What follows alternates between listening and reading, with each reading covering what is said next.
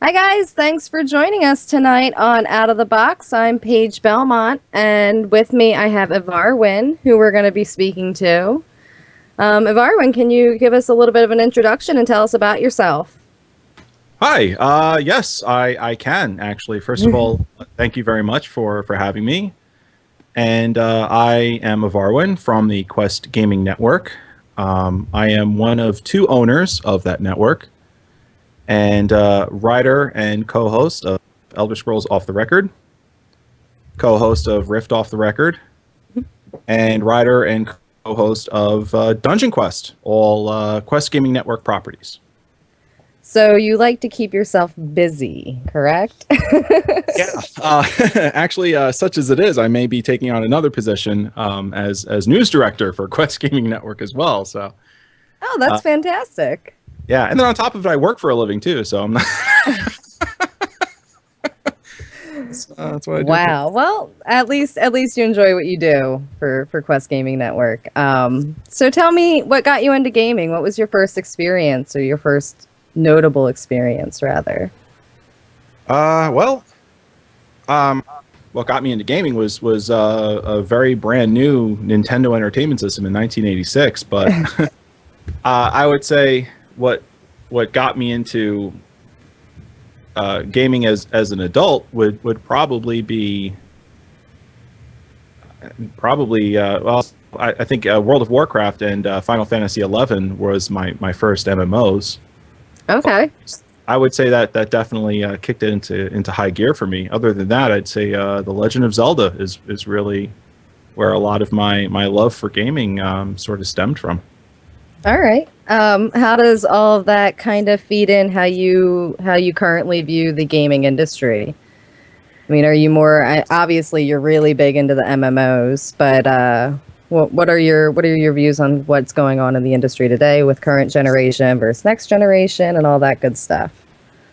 I think right now this year we've sort of emerged in very interesting time, to be honest.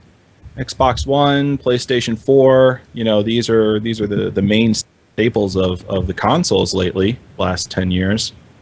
And on top of the emergence of Steam and now their addition to the market, the console market with their Steam boxes, I think we're a very interesting time. I'm wondering how that's all going to pan out. If you remember way back when, Nintendo was the system, and then sort of PlayStation dethroned that. And I'm sort of wondering if we're heading in that direction. On top of that, the MMO genre is in a weird position where it's been trying to reinvigorate itself, coming up with all ways of thinking outside the box.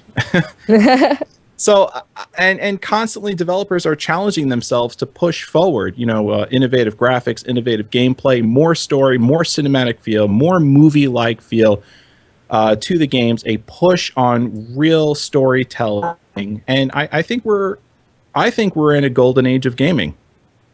Absolutely, absolutely. I feel the whole experience has been a golden age, but I absolutely agree that we're about to see a lot of innovation on the markets. As far as we have ventures like Oculus and things that are trying to get gaming to be a little more immersive. So we're going to see some fun stuff in the next 10 to 15 years. Just looking back about how much everything's changed in the past 10 or 15 years. So I agree, it's exciting. All right. Tell me about Quest Gaming Network and what got you involved in it and what got you started with it. Well, long story short, I would say that what had happened was Joe, my business partner at Quest Gaming Network, he was doing a podcast for Rift and decided to go off on his own when that show met its natural end. He and I had met each other through that show, and he had approached me about doing a podcast. Well, that one show became two shows, and certainly those two shows branched into three, and then he sort of said, well, why don't we just kind of make this a network? And it kind of went from there. We had a bunch of shows. We had a large group of hosts that were coming in. Certainly, news was something that we had been reporting on, so we figured why not bring that into the network as well. So that's kind of how it all sort of just snowballed. Podcast became a news arm where we were publishing breaking news on the games we were reporting, and opinion pieces as well, and that branched off into pieces about the technology and meeting with developers and having them on our shows for interviews, and that's kind of how we found ourselves. Just kind of grew a mind of its own, right? Yeah, very much so. So now I know we kind of listed at the beginning, but how many casts total are you doing right now on a regular basis? On a regular basis, three. Three? Yeah, Okay. and four because we just launched ESO Alliance, and that's a once a month show where we grab guys from major fan sites on the Elder Scrolls Online sphere and just sort of group us all together. It's Quest Gaming Network, Shoddycast, Tamriel Foundry, and then we sort of pluck an extra guy out there, and we had Force from Force Strategy Gaming, who's huge on YouTube as well as Shoddycast, and just kind of chit chat about what had happened the previous month in Elder Scrolls Online news and give our opinions. Do you have a particular show that's your favorite to do? Yeah, I mean, I would have to say that Elder Scrolls Off the Record is probably my favorite. I write that show. I'm most interested in the Elder Scrolls universe. I love Rift. Rift is I'm in Grievance in Rift, and great game. Love the podcast, but Elder Scrolls is really exciting right now, and we got into it back in with Skyrim. So we have a great cast, phenomenal cast. So everything, just all spectrums of thought regarding Elder Scrolls are on that show, and it's a lot of fun to record and write for. Awesome. What games are you currently playing? A lot of old stuff, believe it or not. Old stuff is up my alley. I'm telling you, I am a retro gamer through and through. So, what kind of old stuff? From your shirt. Yeah, I'm a big retro gamer. Well, I was just playing Fallout New Vegas. Nice. Before I came on the cast tonight. I've got a series on YouTube called Classic Elder Scrolls Night with Ivar Win, and we kind of get some of the Elder Scrolls Off the Record hosts in on that. Usually Lewis the Lore Master Olan, and, Shank the Tank. He's two awesome guys from that series. They kind of join me on the call, and we sort of chat about Elder Scrolls stuff, and so I play a lot of the Elder Scrolls games. So 1 through 5 I play, so that's something that I'm always into, and Rift. Mm-hmm. Those are the major titles I'm kind of in right now. Nice. Yeah. All right. Now I'm going to move on to some questions about Skyrim. And Sure. I want you to tell me, I'm sure we can fill a lot of time with this with you. I'm going to ask you, tell me about your overall experience playing Skyrim, and what really grabbed you and what you liked best about that particular title. I would say Skyrim, as well as all the Elder Scrolls games, the thing that grabs me about them is freedom. It's just it's hard to explain, but when you run out there in the middle of Tamriel, and you literally feel like you can do anything with your character build and get yourself in any kind of adventurous situation and have that build get you in and out successfully. Oh man, that's some great stuff. It really is. It is. It's a liberating experience. It's a huge world. So I can certainly see that. Oh, there's a lot of fantastic games out there that are on the rails, and they deliver an unbelievable cinematic experience. Certainly, Naughty Dog is just known for producing games like that. But when it comes to freedom, Bethesda is in one of the titles, one of the gaming producers out there that you have to throw in regarding games and freedom, and they certainly got it. Certainly have it good. Now, what would you consider is your favorite Elder Scrolls title overall? Kind of flip flops between Skyrim and Oblivion. Okay. Yeah, I like the look and feel of Oblivion, but at the same time, I love the updated feel and mechanics of Skyrim. It's just phenomenally well put together game. It's hard to choose favorites, especially among a favorite franchise. It's Yeah. impossible. It's absolutely impossible. Prior to the release of Skyrim, though, what would you have considered your favorite, hands down? Oblivion or one of the others? Or am I? Overall, all time. Yep. I would say one of my favorite games prior to Skyrim releasing. I would say my favorite game of all time was World of Warcraft. Yeah. Yeah, I Okay. had my first raiding experience in that game. It was a great social experience. I loved my paladin character up until Cataclysm. It was a fantastic game, wonderful experience, and I would also list Legend of Zelda: Ocarina of Time in that as well. Fantastic. I was listening to the Song of Storms earlier today. It's kind of like my focus music. I'll just like put it on. There's like a 10-hour loop of it on YouTube, and I'll just kind of put it on in the background while I'm trying to get some work done. Oh yeah. At the time, that was one of the games out there. It was like, wow, I can't believe they're offering the soundtrack on CD. How innovative. Right, right. Well, prior to that, you could take the original PlayStation Wipeout game and just like pop it in your CD player and skip it, and it'd just play the soundtrack, which is pretty cool. But I digress. I digress. Let's get back on track here. What kind of character role did you choose in Skyrim? I love playing the paladin, heavy Okay, armor, usually like a sword and shield or a two-handed sword with some kind of ranged ability just in case. A lot of healing ability, tons of hit points, tons of armor. That kind of juggernaut powerhouse. Good guy wins all sort of character. gotcha. Did you feel how did you feel the immersive and intelligent AI in Skyrim added to your overall game experience?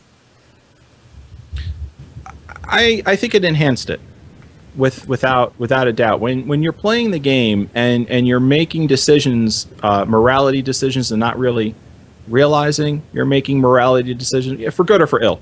I really think at that point the game has got you. Oh, absolutely.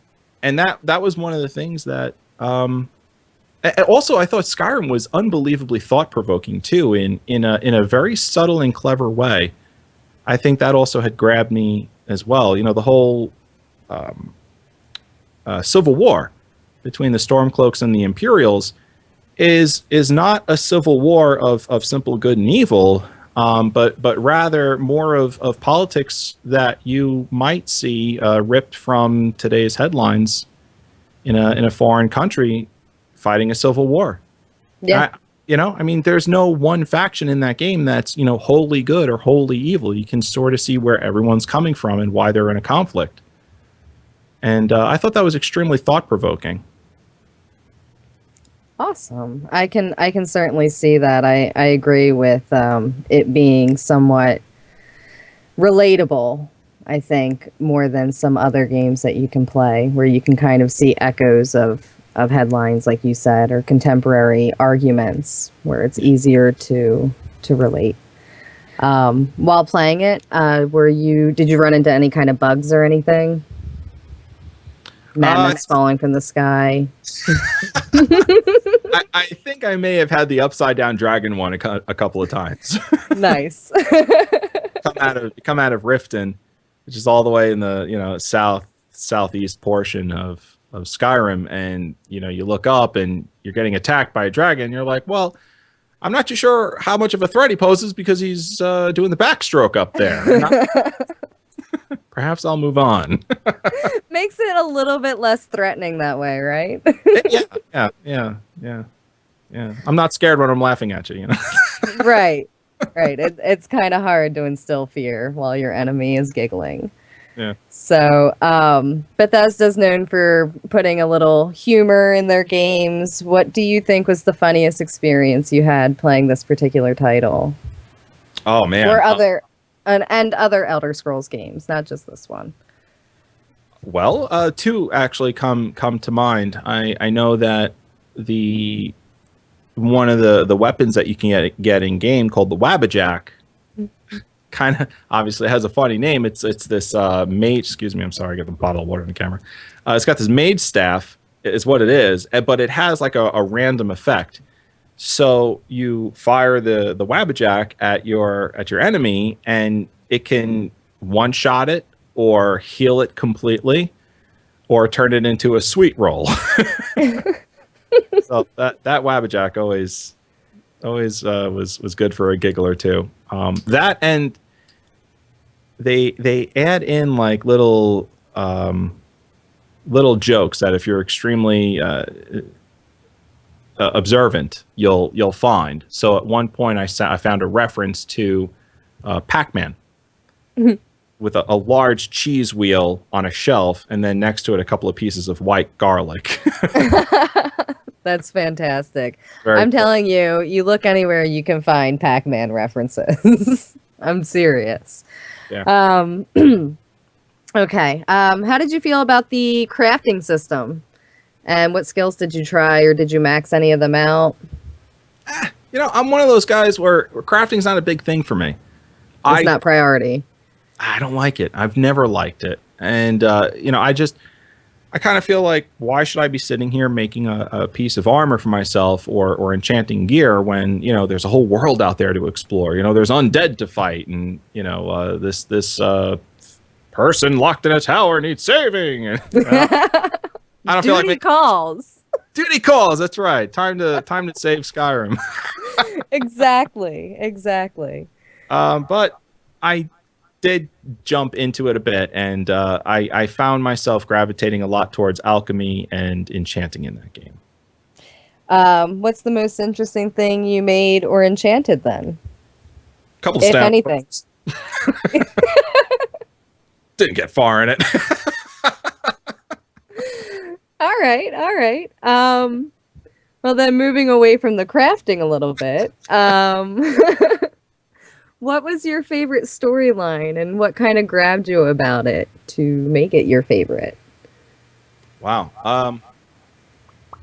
Great question.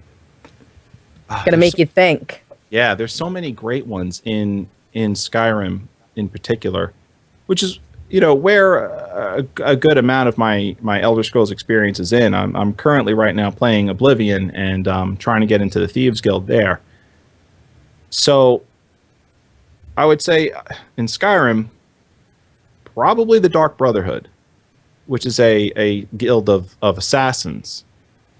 That I thought was a lot of fun, because they give you a target, and they say, go after this target, kill him, but don't get noticed. And they don't tell you exactly how to do it. And a lot of the ways that you can go about doing it really depends on you and how you decide to play your character. So I thought that was really, really cool and a lot of fun. Gives you a lot of versatility in what you're doing, instead of just kind of a linear ABC Yes. type thing. Okay. Absolutely. All right. Let's see. What would you say, looking back on maybe playing through it the first time, what do you think was something that surprised you the most about the game? There's random dragon encounters, there's bandits, there's all kinds of different things that kind of come out of the woodwork. So what do you think surprised you most? How large the world actually was. I think up until that point, one of the biggest open world games I really had played was, I think, Grand Theft Auto 3, which might have been 10 years old at that point, or maybe even older. And I really appreciated the open world feel of Grand Theft Auto 3 at the time.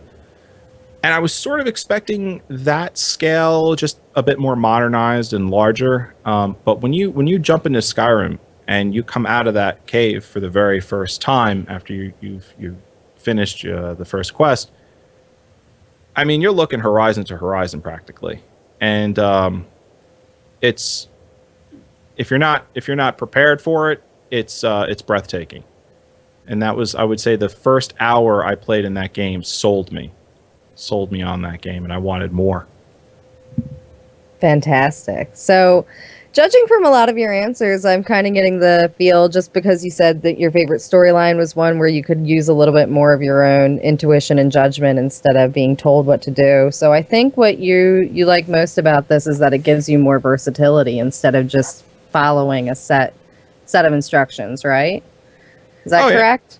Yeah. Absolutely. I love freedom in a game. If a game is about freedom of choice, then there can't be anything wrong with more and more and more freedom. I agree. It gives you a chance to not play the same game twice, right? You can always make different decisions the next time around. Oh, absolutely. So let's talk about Elder Scrolls Online a little bit. Sure. What excites you about it? Well, playing any Elder Scrolls title, I know one of the things that I had said to myself was this is so much fun, and I'm having an unbelievable adventure, in this cave, in this ruin. But gee, wouldn't it be great if I had my buddy next to me? Mm-hmm. And that's exactly what Elder Scrolls Online is. It is an Elder Scrolls game with your friend next to you. It can be that if you want it to be that. It can be that single player experience if you want it to be that as well. It's just it really is just unbelievable stuff. Aside from Elder Scrolls and Skyrim being in the same franchise, obviously, do you see any influence from Skyrim in the development decisions so far in Elder Scrolls Online? Oh yeah. I think one of the biggest things that would be noticeable toward any Skyrim fan would be the compass that you see in Skyrim. It's this navigation bar appears on the top right of your screen, horizontal, as I'm indicating on the. I got it. They implemented the same thing. Actually, in Elder Scrolls Online, it's a bit better, to be honest. When you navigate that left and right, the compass in Skyrim, you sort of know what you're going after a while of learning what the icons mean. In Elder Scrolls Online, you pick up on it a lot faster because it's named. So when you scroll left and right and you're looking at a particular icon on that compass, a little name appears just right underneath that icon, and you know the name of this place that you're going after.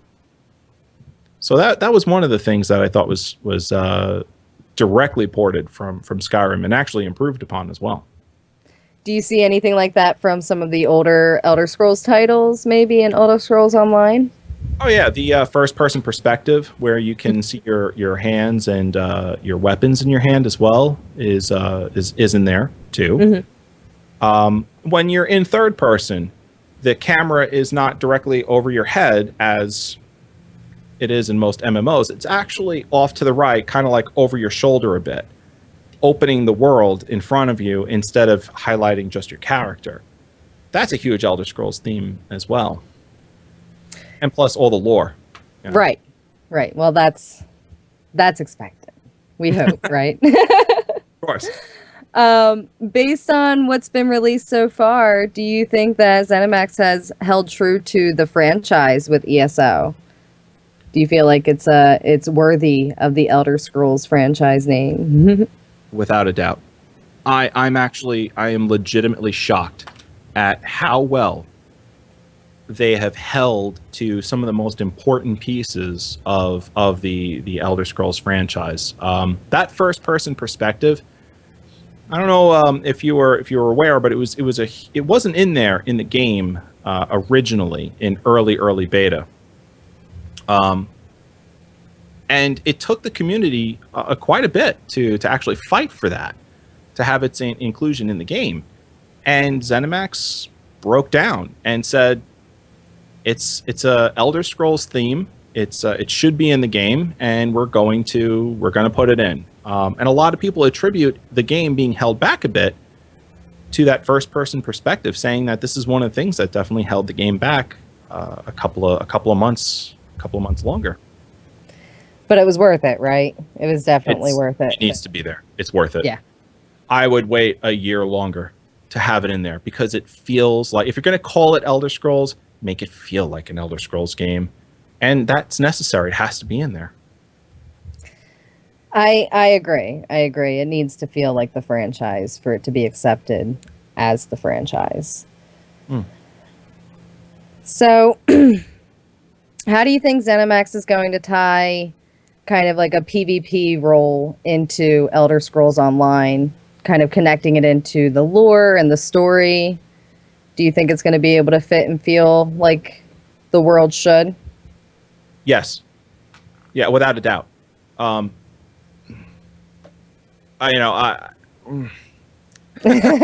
know I come across a little too sure of myself, and I can tell you that I have on very good authority that it's where it needs to be to feel like an Elder Scrolls game. Don't think of it as PvP. Mm-hmm. Think of it as a war in Tamriel, and now you're closer to what it actually feels like to play it. Number one, first and foremost, the game it takes place in its lore 1,000 years before Skyrim, at a point where Cyrodiil of Oblivion is in a constant state of war. So this is where most of your PvP, all of your PvP, I should say, is actually going to take place there in Cyrodiil, fighting over the White Gold Tower in the Imperial City and for the seat of Emperorship. Trying to make one of your people in your faction, there's 3 factions in the game, and crown them emperor is going to take a lot. And it's going to take a lot of live coordination between you and complete strangers, to make sure that this happens. And you better be ready for a fight, because the further you push into other territory, the more desperate the other players are going to get, and they will fight you back tooth and nail, and you better have a game plan. That on top of siege weaponry, ripping down tower walls and all this, I mean, it's just, you could play PvP for hours, and you wouldn't know it.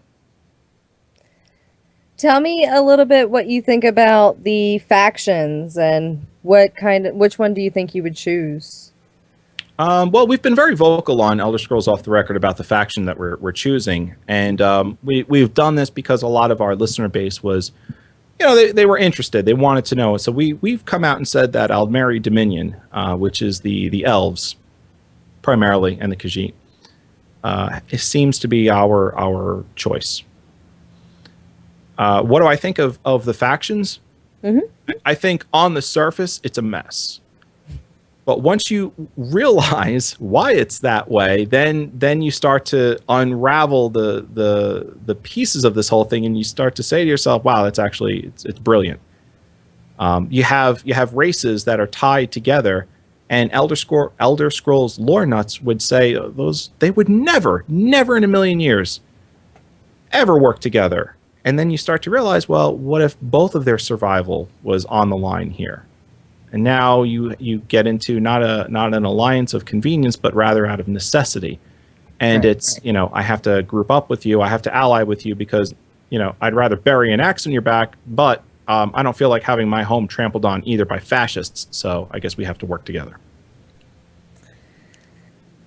Okay. I can certainly see that without a doubt. Yeah. How do you think crafting is going to work? And do you think it's going to become more of an integral part of the game? I know we spoke a little bit about it earlier. You're not big into it. You could take it or leave it kind of thing. So how do you think that's going to work into ESO?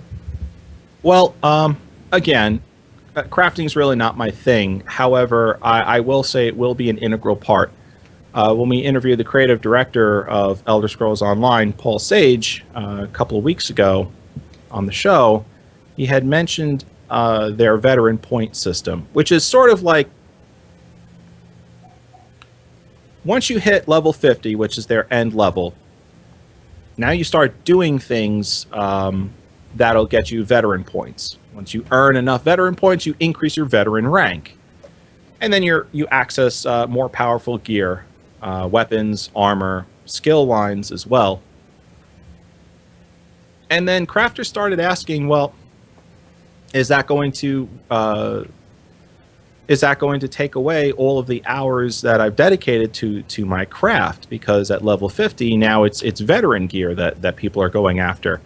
And Paul Sage's answer was, well, we're developing the veteran rank system with crafters in mind. So yes, crafting will be viable at endgame, according to Paul Sage. And I know everyone says that, and we'll just have to wait and see what they mean by that. But some innovations that I've seen in crafting include finding tons of materials that you need in order to make stuff all over town. You don't have to necessarily, run out of your way in order to find some of the basic elements in order to get your crafting up and running. And all you have to do is really just search crates and maybe see what's floating around in the water in the harbor through fishing and et cetera, et cetera. And that's very Elder Scrolls too, searching through crates and whatnot. All right. What do you think we can look forward to coming out of Quest Gaming in regards to ESO in the future? Right now, I'd say all of our cards are basically on the table. You've got, you've got the 100th episode of Elder Scrolls Off the Record coming up beginning of next year. We have the ESO Alliance. We just did our first episode with that, and we are going to continue that each month in the same fashion that fans of Elder Scrolls Off the Record know us to create shows in. Great news, great hosts, lots of fun, engaging discussions. Now with everyone in the Elder Scrolls Online sphere just kind of chatting it up all together as a bunch of friends and as a community. Other than that, I mean, hey, Dungeon Quest is a lot of fun. We literally have to pause the the stream sometimes because we are crying from laughter. That's a good thing, though. That's a very good thing. Have so much fun with that damn show. That's good. It's always good to have fun with what you're doing. It's important. Too much fun sometimes. Well, let's have some fun now. I'm done grilling you. We're gonna have fun for the rest of the time you're here. You can get. I'm having fun getting grilled, I suppose. Okay. Well then, pancakes or waffles? Which are better and why? Why? Why? Waffles. Okay, all right. No. No, you want to know why? Here's why. Here's why. Because whatever you put on the waffle stays on the waffle because of those tiny little grooves. Stays on the waffle. Pancake dribbles off, makes a mess, very annoying, especially early in the morning. You're not looking to get annoyed. You're looking to wake up. Okay, all right. Clearly, waffles are superior. Indeed. I can see this now. You said that the NES was your first venture into gaming, correct? It was your first shiny console. Were you a Nintendo fan in the Nintendo versus Sega days, or was it mostly? Yeah, hopelessly a Nintendo fan. I got visibly angry every time I saw Sonic appear on my TV screen. Oh my gosh, I have so many people. They were like viciously for Sega, viciously for Nintendo, but I don't think I have yet to interview like an 80s child or talk to them and have them say, "Oh no, I liked both." Like, you just remember that heated like marketing war that lasted for the better part of the late 80s and early 90s. It was disgusting how well children were just sold back then. Absolutely horrific. I would have fought a war for Nintendo.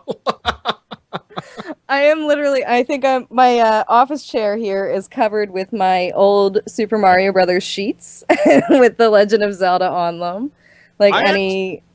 I remember those sheets. Those are those. I can't believe this. I have 5 sets of them And because my parents collected video games and video game memorabilia. So I have it like I'm filled to the brim with all the stuff from my childhood because it was kind of like drilled in, like you want to hold on to this. and they were, pardon me. No problem. No problem at all. So, all right, you were a big Nintendo guy, and you're big into Legend of Zelda, and you said Ocarina of Time is one of your favorite games of all time. Right. How do you feel about the A Link to the Past sequel that's coming up? Are you looking forward to it? Do you have any strong feelings for or against it? And that Yeah, I don't like the whole thing that Nintendo's been doing ever since a link ever since Ocarina of Time came out. Link has to ever since Ocarina of Time came out. Link always has to have some kind of a hook. He's got to turn into something. He's got to manipulate something in some way, and it just occurs all throughout the game. The franchise was best when it was a boy and his princess, and he was trying to save her. I think the stakes were ramped up in Ocarina of Time, but essentially that's what that story was. Mm-hmm. And I think that's what made it best. And then all of a sudden it became, well, Link's got to have a hook, something to, and then he's wearing masks, which was a nightmare. And now, Minish Cap. There was Minish Cap where he had shrunk down, and yeah, there's definitely an ongoing theme in the newer Zelda games, like you said. Yeah, I that kind of thing. There's Legend of Zelda gamers have always been wondering exactly how do all of these games tie into each other, because it is one character. It is, they're all the same character, and it's the same place. Initially, it was Hyrule. So, Nintendo tried very hard to kind of link it all together, saying that 1 and 2 follow each other very well, and then there's a link to the past, and that's the first time that we actually see a blonde-haired Link to differentiate him from the other two. So that obviously occurred in in Hyrule's past, and then there's other games that just sort of just fly in the face of all that lore, and now we don't know what's going on. And so at this point, now there's a sequel to a game that's 15 years old, and we're like. What the hell's going on? Yeah, I can see that. There is no clear storyline in the Zelda games whatsoever. I think that it's like it's a closely guarded secret as to how, but they sell, and they sell well. I mean, Sure. that's one of Nintendo's big franchises, to the point where I know we have Wind Waker HD. I don't even want to get into that. I think it's awesome that there's an HD remake, but I think that Nintendo should have maybe came up with a proprietary title for Wii U first before remaking another one, since it's been out on the market for a couple years now. But we'll see where that goes. Let's see.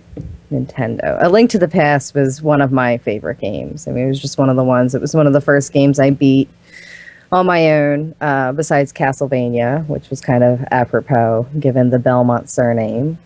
Oh yeah. And it was kind of like a self-fulfilling prophecy right there.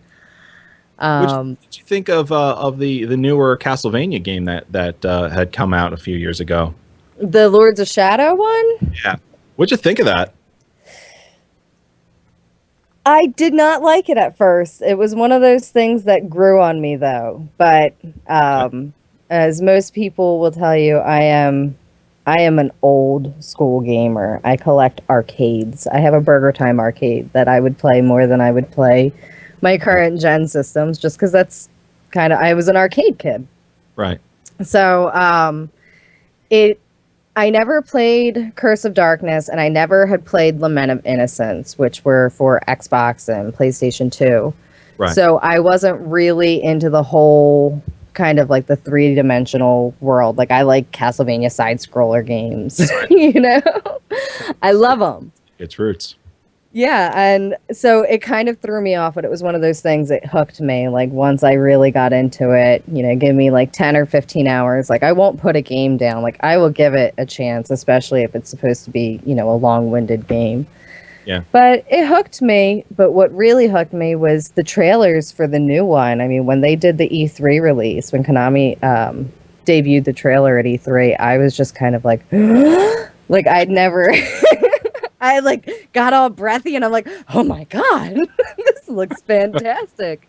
So I want to, I want to go back and play Lords of Shadow again, knowing now, like, because I'm pretty sure, like, the first 20 hours of the game, I was just like, I don't even know what I'm playing. I'm just like grumbling, and it wasn't even at that point. It was the game. It was more me, like, taking like my negative feelings into it. And then you kill Pan somehow in some way in it, and you're like, how did David Bowie get in here?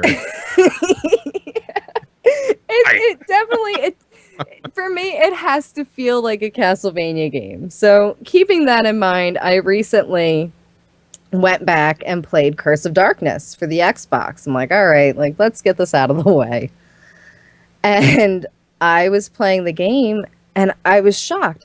Castlevania games, to me anyway, are known for their difficulty. Like they're supposed to be challenging games. Like this game was the easiest game I had ever played. I'm pretty sure like my 10-year-old niece could play this game with one life without saving and be okay. Like it just, to me, it just seemed like stupid easy. And maybe it was, I think it was the first Castlevania game on those generations. And maybe they just didn't put a whole lot of work into it. I don't know, but at that point they were definitely, that series had been feeling its age. Yeah, and it needed a new hook. It needed a new hook. I get it. But I gave it a chance, and I mean the storyline was okay, and the gameplay was even okay. It was too easy, and I just didn't feel like it challenged me enough. So, all right, it's Halloween. It's October. Are there any classic survival horror or Halloween themed or any kind of games like that? We just had the world record for Splatterhouse broken recently. Really? What was that? A young woman out in Illinois, I believe, broke it. Her name is Caitlin Oliver. She was just verified by Twin Galaxies today, I believe.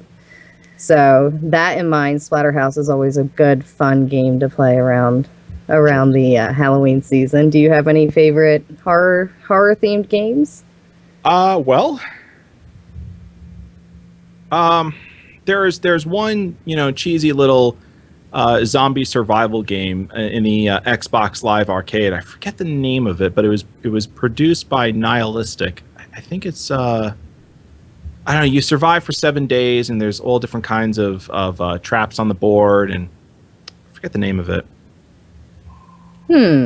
Zombie Apocalypse. Okay. So generic, you forget the name. Right. That's easy enough to remember, but easy enough to forget too. Exactly. I bought that I think in 2008, and I always throw that in whenever I'm feeling in the mood for. I love Halloween. It's one of my favorite holidays. Me too. So if I'm looking for a little console action, Halloween console action, I'll throw that on. I just downloaded what's that? The Walking Dead game. Okay. So, like I said, I've been playing a lot of older games. I think that was released last year or the year before that. Mm-hmm. This year, started getting into that. That's a fantastic game. I didn't download it. I was a little busy at the time, but fantastic game. And I've been kind of getting my Halloween kicks off that. So awesome. Yeah. I also have been playing some zombie themed games, but it's more like Zombies Ate My Neighbors from the Super Nintendo days. Also, my girlfriend and I, we love to play the Left 4 Dead series together. Fantastic series. Fantastic series. Loved it. Good times.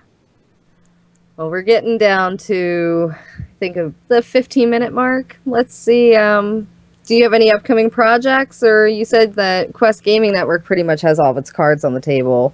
What about you personally? Do you have any projects that you want to talk about or anything you want to plug? Um, like I said, ESO Alliance. That was the big launch that happened this week. Dungeon Quest again. That was another big show that was a fan favorite that we kept trying to bring back on a regular schedule. And because of the nature of the show, it's all improv. It's D&D based. Mm-hmm. Really, the story takes precedence over anything else, and any kind of improv hysteria that the hosts manage to throw in really takes precedence over D&D rules. And it's all live that we do it, and it happens every other Monday. I think next Monday is going to be our next. I think the 28th. Yeah, the 28th is going to be our next Dungeon Quest episode. And Rift off the record. We love Rift, and certainly that's another brand new podcast that we absolutely love recording. We love talking about Rift, and I would be remiss if I didn't mention those three shows right now when I have the opportunity. Of course. So, as we're winding down, is there anything that you want to add, or any questions that you have, or anything that you want to talk about? I mean, we talked a lot about Elder Scrolls, and we talked a lot about games. Like, what other kinds of things might you be interested in, or want to share or talk about? Look, Grievance is the place to be. In Rift, I'm part of the Quest Gaming Networks Guild, but Grievance is always near and dear to my heart. I first joined with Star Wars: The Old Republic, and then I left that game, so I didn't have a lot of exposure to the Grievance community. But I'm there with Rift, and I'm kind of wondering what's going on in the old Grievance sphere. Mm-hmm. Well, I'm new to Grievance, actually. This is my first night hosting Out of the Box, and I'm kind of new to the Grievance Gaming Network, so I'm excited to see what's going on within the forums and everything myself. What pulled you in? Actually, I met them through Twitter, and it seemed like such a great community to meet other people, to do networking, to join, guilds within the MMO range, and to just kind of meet likable people, Yeah. And it's really great. Everybody I've met through there has been fantastic. So yeah, when we started talking about this, I was a guest on their Fan Fanatic series last week, and I liked talking to them. So I wanted to be the person that you guys like talking to. Sure. Naturally. Yeah. But so yeah, Grievance is a great network. It's a really great network of people. I myself, like I said, I'm big into old games, but I'm also huge into like science fiction and cars and all kinds of other things. And when I came into the social media world a couple of months ago to do like some social networking with gaming, I think they were one of the first accounts that I started to notice following me and like talking to me and stuff. So they're great people. Absolutely. Hey, Doctor Who's 50th anniversary, that's coming up. November. Oh my God. I can't even wait. I can't even wait. It's still too long of a wait. When they announced it, and what they were doing back in June, I was like, oh my God, I gotta wait till November. What? And then Matt Smith left. I was like, oh no. I know. What do you feel? How do you feel about Capaldi as the new Doctor? I'm excited. I was hoping for a still younger version, because I can, Matt Smith is just so animated and so energetic. Mm-hmm. That you can't help but just laugh at his childlike enthusiasm, and yet his old man gait and crankiness. Mm-hmm. I'm gonna miss it. But what I'm excited to see, and I'm a huge fan of all the Doctors. I don't think they've ever made a misstep in who they cast with the Doctor. I'm a huge fan. I like the first Doctor. I love the second Doctor. He's one of my favorites. So I'm really excited to see Capaldi jump in, and I think he's gonna channel a little bit of that William Hartnell into his acting, and I'm wondering what that's gonna look like in a suit and in HD on BBC America. Yeah. You know? I'm really excited. I was always a big Doctor Who fan, but I'm kind of what you would call like a purist. Like when the new Star Wars movies came out, like I was as big of a Star Wars fan as I am. Like I waited till the last possible minute to go see it. Like I didn't want to accept that the franchise was changing. It had been the same for so long. Sure. And after the special editions came out, like I was like, so it took me a while to get into the reboots of Doctor Who, and when I did, when I watched the first series with Chris Eccleston, and I was like, oh my god, I love this. This is fantastic, and I've been hooked ever since. It is. I'm also a big 10th Doctor fan. Who isn't? I know. I my girlfriend's tongue off the TV when we're watching those episodes. She's like, "Oh my god!" And I'm like, "All right, really?" Yes, it's that bad, but I love Doctor Who, and I love the series, and I love what they're doing with it. And how exciting is it that they found like 100 lost episodes that had only ever been aired once in Somalia, of all places? I know. There's a podcast that I listen to called Castlevania, and I think they tend to be one of the more popular Doctor Who podcasts out there. These guys there's two British guys and an American guy that do it, and they're absolutely brilliant. They really are. I mean, these guys know stuff about Doctor Who that I'm not even sure I know about myself. And they're it's scary when you find people like that, though. You're just like, it's impressive, but it's scary. they're absolute Doctor Who gurus. So I had heard about the Somalian discovery, and I was blown away. I'm so excited. And I think a lot of it isn't it a lot of it with the second Doctor too? Yeah, it's the first and second Doctors. But I think it's mostly second Doctor, if I'm not mistaken. Yeah, I love Patrick Troughton. He's just such a goof, and I really enjoy the way he portrays the Doctor. And I think he had the hardest time doing it too, because it was the first time like everyone knew Doctor Who was William Hartnell, and there was nobody else, and that was it. And I think he had the hardest time out of all of them because no one really understood like how is this going to go? We have a completely different actor playing the same character, and this only works because it's make-believe sci-fi, Right. Well, I think that at that time, that was such a golden era for sci-fi when Doctor Who first came out, when Classic Who first debuted. I mean, coming to the 60s, well, the 40s and 50s had the greatest sci-fi movies come out of it. I mean, we saw Robbie the Robot and Forbidden Planet come out of that. We saw The Day the Earth Stood Still. I mean, just kind of fantastic movie. Fantastic. I love it. I love sci-fi. I have a Lost in Space B9 robot sitting on my desk up here. I'm a big Irwin Allen fan. Like anything with his name on it, I will watch. So I think that's definitely where I got into Doctor Who. What got you into the sci-fi kind of feel of that? Or do you like any other sci-fi movies? Oh, sure. Yeah. My parents were big sci-fi fans. They were huge into the original Star Trek. And then my mother got into Star Trek: The Next Generation when that was first airing, and so it's always been around me. When X-Files first aired, there was no bigger X-Files fan than this guy right here. Let me tell you that. Huge into X-Files, loved it.